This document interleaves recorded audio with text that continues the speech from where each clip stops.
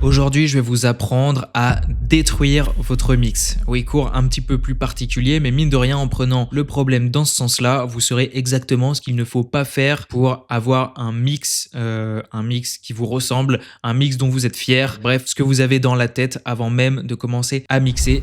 Et on commence tout de suite avec la destruction numéro 1, qui n'est ni plus ni moins que le fait de ne pas utiliser de référence. Je l'ai beaucoup conseillé, notamment dans mon groupe privé Telegram, mais utiliser une référence, c'est fondamental dans un mix pour vérifier que vous allez dans la bonne direction et que vous avez un résultat qui va correspondre à votre style, à ce que vous recherchez, bref, qui va répondre à vos attentes et qui va faire passer le bon message. Il y a beaucoup d'entre vous qui m'ont posé une question très légitime qui serait « Oui, mais quand j'utilise une référence, c'est-à-dire un morceau connu qui est déjà sorti sur les plateformes d'un artiste que j'aime bien par exemple, bah lui, il est déjà fini de mixer, il est déjà masterisé, donc je comprends pas bien l'intérêt de comparer mon morceau qui est en plein work in progress avec un morceau qui est déjà finalisé de bout en bout et que ça fausserait un petit peu le résultat. » Et c'est une bonne question parce que d'un côté, je comprends cette question et le fait que vous allez vous comparer à quelque chose de professionnel, très bien fini, très bien produit. Mais en fait, ce qu'il faut comprendre, c'est que utiliser une référence qui va vous permettre de vous rapprocher du son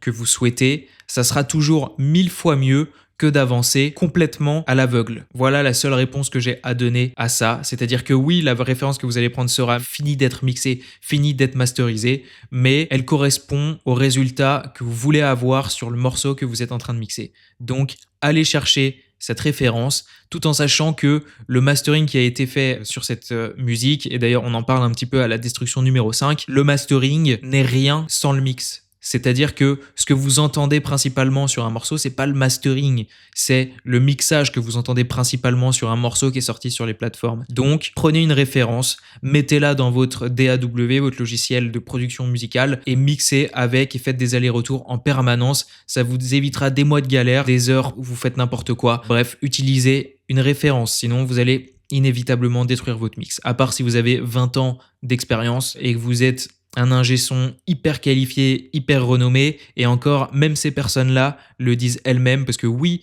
j'ai des retours, et oui, je regarde des témoignages d'ingénieurs du son extrêmement connus, et oui, ils utilisent même après 20, 30, 40, 50 ans des références. Donc si eux le font, faites-le aussi. Destruction numéro 2, compresser parce que il faut compresser. Ça aussi, c'est complètement faux. Et justement, le talent d'un ingénieur du son en mixage, c'est de comprendre ce qu'il y a besoin de traiter ou non. Et donc, de comprendre ce qu'il y a besoin de compresser ou non. Tout n'a pas besoin d'être compressé. Et justement, savoir ce qu'il faut compresser et ne pas compresser, c'est ce que vous allez savoir faire en rejoignant mon programme Banger System, qui est un programme ultra complet en 12 modules où j'aborde toutes les notions du mixage de A à Z pour que au final, tout devienne facile. Parce que oui, quand on comprend vraiment ce qu'est le mixage, tous les plugins deviennent faciles à utiliser. Je vous ai mis le lien dans la description de cette vidéo, c'est le premier lien qui sort. Rejoignez le programme Banger System, vous n'aurez plus besoin de copier des presets, d'empiler tout un tas de plugins, de chercher la chaîne secrète de je sais pas quel ingé son pour faire sonner hyper clair votre voix. Mais par contre, vous allez savoir quoi écouter, quoi corriger et quoi laisser tranquille, et vous aurez un workflow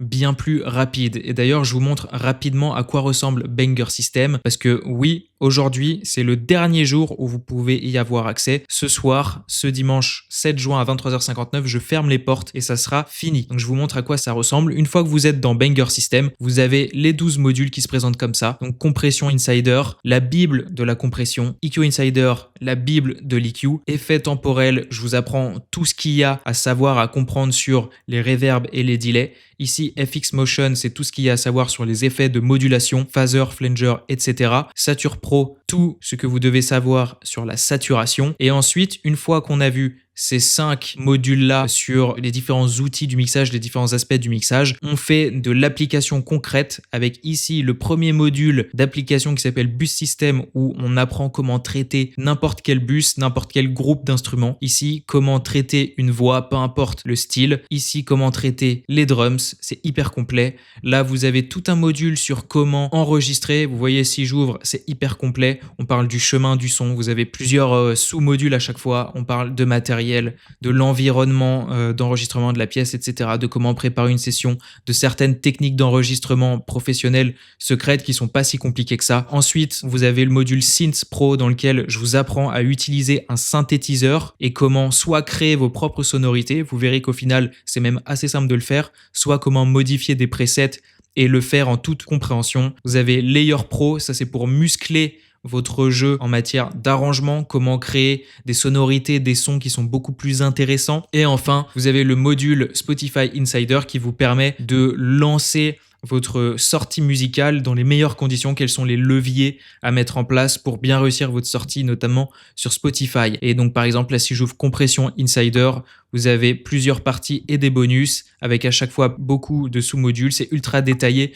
Vous avez du texte, vous avez des vidéos, vous avez des démonstrations. Bref, c'est ultra complet. Donc, voici pour cette démo Banger System. Le lien est dans la description et on continue tout de suite avec la destruction numéro 3 qui est utiliser des templates. Oui, utiliser des templates détruit votre mix. Alors, il y a plein de cas où ça peut être très bénéfique pour un petit peu comprendre comment les ingénieurs du son bossent et comment traiter un signal. Ça peut être intéressant de voir justement le chemin du son à travers les plugins. Mais ce que je veux dire par utiliser des templates, c'est plutôt utiliser de manière robotique, de manière automatique, sans réfléchir, des templates que vous êtes allé télécharger à la va-vite sur les pages de réseaux sociaux d'un G-son Pierre-Paul ou Jacques. Et là, vous allez tourner des boutons au hasard. Vous allez tout faire de manière inconsciente et ça, bah oui, ça va détruire votre mix. Vous allez avoir un mix impersonnel, vous n'allez pas savoir ce que vous faites parce que oui, des templates ça existe, des templates qui fonctionnent pour tout le monde et pour tout, ça n'existe pas. Donc utilisez des templates, vous pouvez en télécharger par curiosité pour voir comment les ingé-sons font,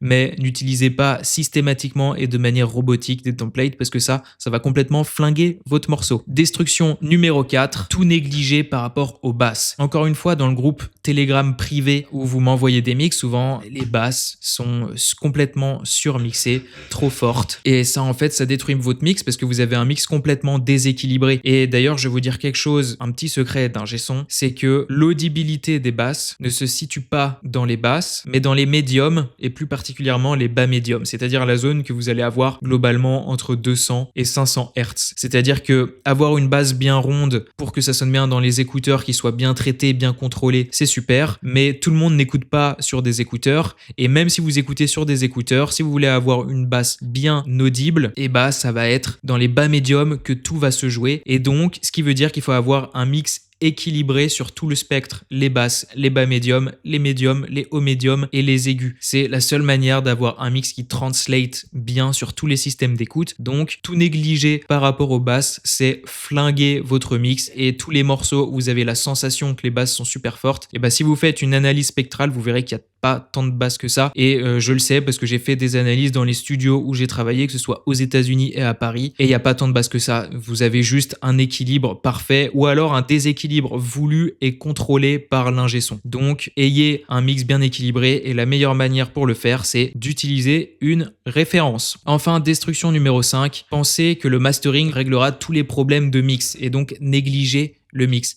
Ça, c'est faux parce que le mastering ne réglera pas vos problèmes de mix. Il y a certaines choses où on peut aller corriger certains détails, peut-être parfois une balance qui est pas tout à fait, qui est pas parfaite, quoique un mastering ou un mix ne sera jamais parfait, mais vous comprenez ce que je veux dire. Si vous avez un mix pourri, le mastering ne changera rien, votre morceau sera pourri et sonnera mal partout. Donc, la priorité absolue, c'est le mixage. C'est pas le mastering. Le mastering viendra sublimer le mix, viendra optimiser le loudness et les niveaux pour que ça sonne plus fort, plus dense, viendra mettre aux normes par rapport aux plateformes, etc., au format de fichier. Mais un mastering ne rattrapera pas un très mauvais mix, même un mauvais mix. Donc, votre priorité absolue, c'est le mixage, pas le mastering. Donc voilà, encore une fois, allez découvrir le programme Banger System que je vous ai mis en description, qui est disponible jusqu'à ce soir 23h59, dimanche 7 juin. C'est votre dernière chance. Et sinon, abonnez-vous à cette chaîne YouTube. Des tips comme ça, j'en publie chaque semaine. Et je vous dis à très vite pour une prochaine vidéo. Ciao!